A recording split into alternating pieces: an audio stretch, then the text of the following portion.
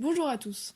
Aujourd'hui, je vais vous présenter mon sujet, le débat sur les causes de la Première Guerre mondiale et ses implications en France et en Allemagne pendant la guerre froide. Les causes de la Première Guerre mondiale créent de nombreux débats durant la période de la guerre froide qui oppose les États-Unis et l'URSS entre 1947 et 1991.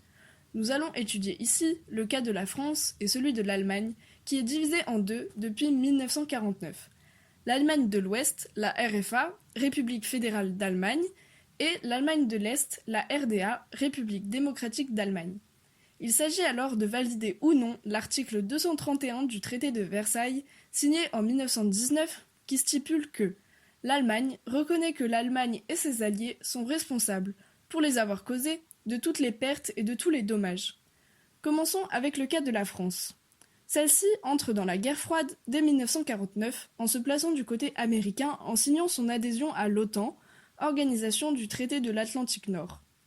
D'abord, soutien indéfectible des Américains, la France s'est peu à peu détachée sous l'influence de Charles de Gaulle.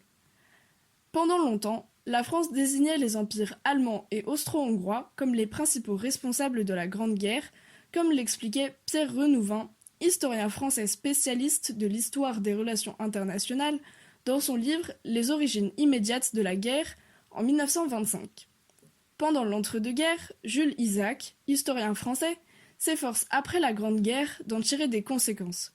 Il s'engage en faveur d'une réconciliation franco-allemande et milite pour une révision des manuels scolaires.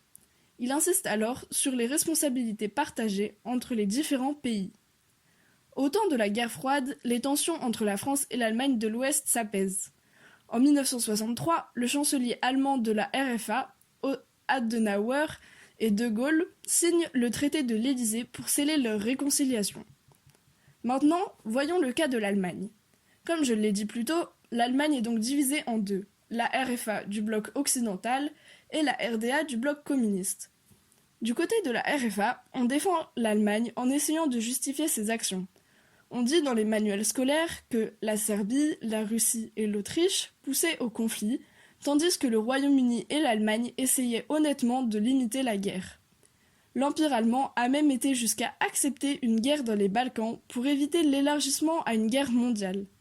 Mais la mobilisation russe n'a pas laissé d'autre choix à l'Allemagne que de rentrer en guerre.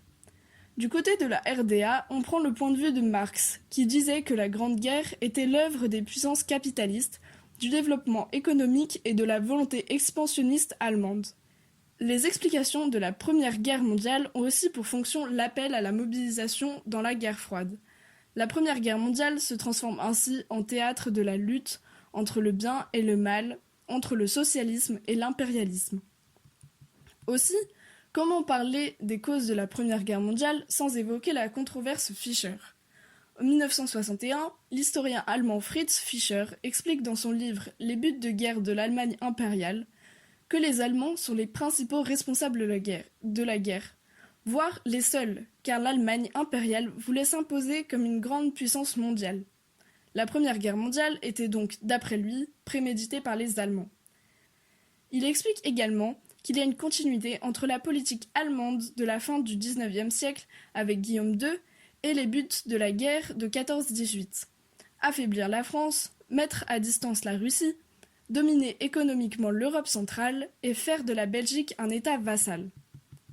L'affaire est considérée comme un des débats historiques les plus importants de l'histoire de l'Allemagne de l'Ouest d'après-guerre.